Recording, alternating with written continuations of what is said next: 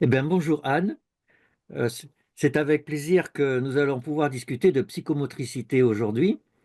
Alors, tu es psychomotricienne, bien sûr, mais tu es aussi psychologue clinicienne, ce qui te donne une vision particulièrement riche du domaine des disciplines associées au sein de la pédopsychiatrie. Tu es cadre de santé, bien entendu, et tu diriges l'Institut de formation de psychomotriciens de Sorbonne Université. Bonjour. Eh ben, alors, la psychomotricité, c'est quand même quelque part un peu une spécificité française. Et donc, je voulais te demander d'abord comment cette discipline s'est construite à quelle époque et comment elle est arrivée aujourd'hui à ce qu'elle est. Alors, ce qui est intéressant, c'est qu'elle est fondamentalement liée à la pédopsychiatrie, Mhm. avec la naissance de la pédopsychiatrie. En fait, c'est Pierre Mal, dans les années 50, il a été chargé de construire un centre de guidance infanto-juvénile à Henri Roussel, et notamment autour des troubles des apprentissages. Mhm. Et donc, il s'est entouré effectivement d'une équipe de chercheurs, mais aussi de psychologues. Et en plus, il a connu une grande dame pour nous, qui est la mère de la psychomotricité, qui s'appelle Gisèle Saubiran, qui Mhm. était kinésithérapeute de formation et qui avait fait aussi un peu de psychologie. Et donc, il s'est aussi associé un petit peu à ce projet-là. Alors, Pierre Mal a demandé à Julien de la Gerguera de Mhm. fonder cette équipe. Et en fait, ce qui est intéressant à savoir, c'est que l'orthophonie et la psychomotricité se sont créées de façon associée et je dirais en parallèle. Il y D'accord. avait Borel Maisoni du côté de l'orthophonie et Gisèle Soubiran du côté de la psychomotricité.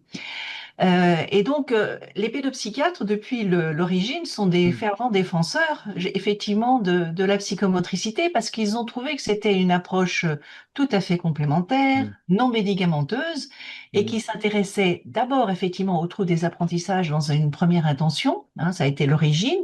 Effectivement, comment s'organise, quel est le lien entre les troubles de la motricité, les troubles du langage, Mhm. oral, écrit, les troubles réactionnels aussi aux situations familiales, complexes, environnementales. Voilà, c'est un peu tout ça qui est à l'origine de cette discipline. D'accord. Même si le terme psychomoteur Mhm. existait déjà dans la littérature fin 19e, Bien mais sûr. plutôt dans la sémiologie Mhm. psychiatrique, hein, décrit, mais ça n'était pas du tout une pratique autour du soin psychomoteur. Ok. Très bien, très intéressant.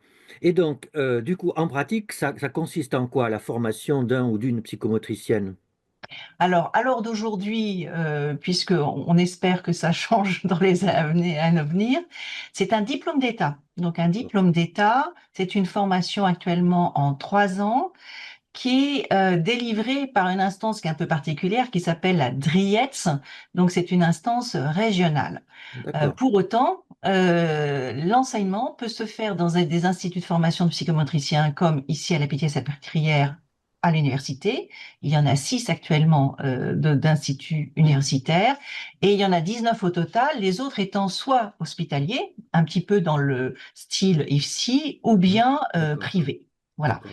Donc l'enseignement, il y a un décret, hein, un diplôme Ok. d'État, c'est pas tout à fait effectivement comme un enseignement à l'université de psycho, c'est vraiment, je dirais, voilà, des référentiels tout à fait précis, avec effectivement le dernier datant de 1998, donc il date Oui. beaucoup et effectivement on est obligé d'adapter quand même notre enseignement Mhm. aux besoins de santé publique Mhm. actuels. Ce qui fait Oui. que c'est très compliqué de maintenir un enseignement sur 3 ans avec les fondamentaux de sciences biomédicales, Mhm. parce que nous faisons énormément de neurophysiologie, neuroanatomie, voilà, presque autant que des médecins, c'est assez Oui. étonnant.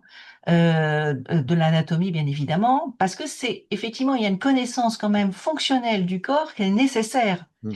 Et puis, on est quand même à la croisée du chemin avec les sciences humaines. Donc, Oui. il y a tous les enseignements de psychologie, de psycho du développement, Mhm. psychopathologie, psychodynamique et toutes les approches psychocognitives actuelles, Ok. avec tout le développement des neurosciences, c'est important.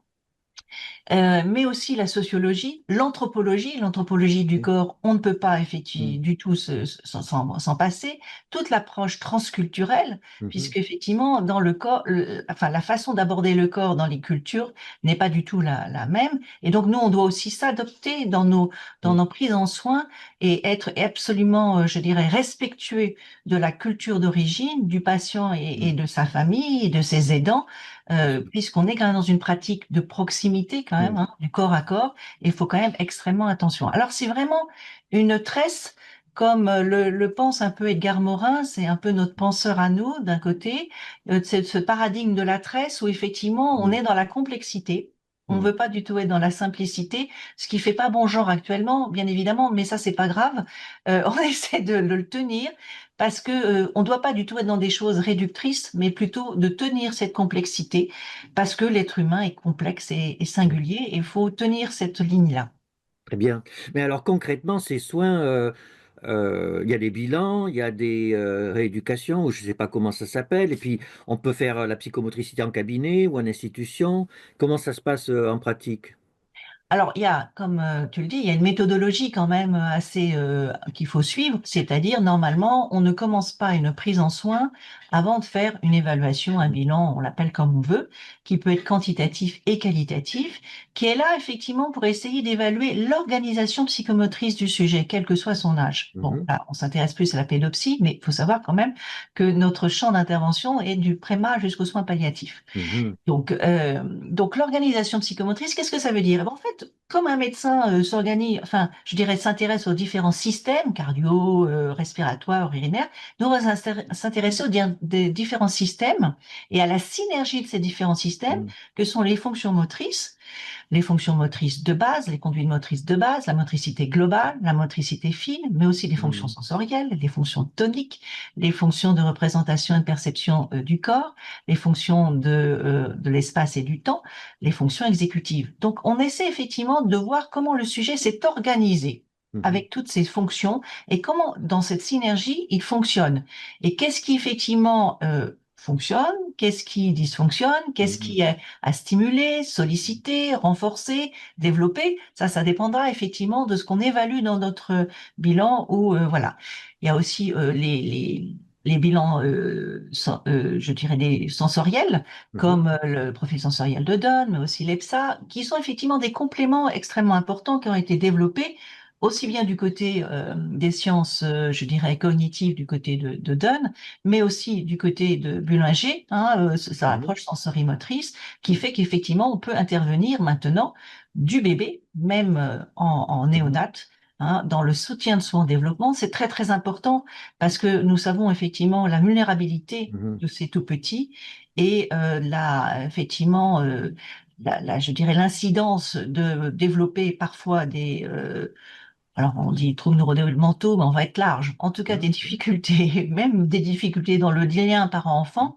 Et donc, ce soin de développement tel que l'a pensé Bullinger, qui est effectivement pas forcément d'épingler les déficiences du sujet, mais aussi de pouvoir s'appuyer sur en quoi il est compétent ce bébé, en quoi Mhm. ses parents sont compétents aussi pour Mhm.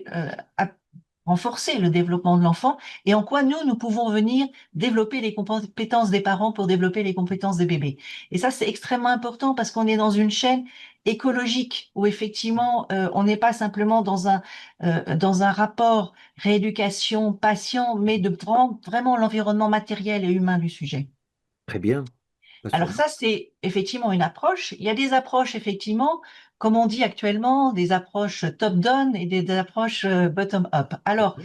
c'est important parce que les approches top-down, c'est effectivement, ça intéresse pour tous les sujets, donc c'est une approche plutôt cognitive. Oui. On s'appuie effectivement sur les capacités cognitives du sujet, donc c'est pas pour tous les déficients intellectuels, on est d'accord, Mhm. mais pour tous les enfants ou les jeunes qui ont des troubles déficitaires de l'attention avec Mhm. pas hyperactivité ou les troubles développementaux de la coordination, on peut effectivement développer des programmes où effectivement on va s'appuyer sur leur capacité d'apprentissage. Mhm. En fait, il y a besoin, hein, dans des défauts de planification, des Mhm. défauts d'apprentissage, des conduites motrices, c'est possible de développer effectivement un certain nombre de programmes. Donc ça, c'est effectivement cette première approche qui nous est pas spécifique. Je le Mhm. dis parce que effectivement, les ergothérapeutes peuvent le faire, pas forcément de la même façon, mais enfin, ces approches top-down, voilà. Par contre, l'approche bottom-up, là, c'est vraiment ce qui nous est spécifique. C'est-à-dire D'accord. effectivement, et ça reprend un peu, je dirais, les données aussi de Piaget puis de Bullinger, puisqu'on s'appuie effectivement sur les expériences sensorimotrices qui vont nourrir les Mhm. perceptions et donc accéder aux représentations. Et donc, pour un certain nombre de jeunes qui n'ont pas forcément accès à ces capacités de représentation, de repasser par ce circuit des éprouvés sensoriels, Mhm. c'est vraiment là notre base de travail. Alors là, on n'est plus dans le domaine de ce que nous, on appelle la rééducation. Mhm. Certains vous diront que ce sont des thérapies psychocorporelles, d'autres des Mhm. médiations Oui, corporelles, quel que soit le terme. En tout cas, c'est ce qu'on va essayer de développer et d'affiner de façon singulière avec chacun de nos patients. très bien. Ben, écoute, c'est très clair. Je pense que beaucoup de personnes vont mieux comprendre ce métier de psychomotricien, psychomotricienne. Je ne sais pas si tu as un dernier mot à dire. Euh, Alors, moi, ce que je trouve intéressant, c'est que effectivement, parfois, les médecins, les pédopsychiatres savent mhm. pas très bien ce qu'on Mhm. fait. Donc, il Ouais. faut vraiment taper aux portes, assister au bilan, Mhm. comprendre effectivement comment on pense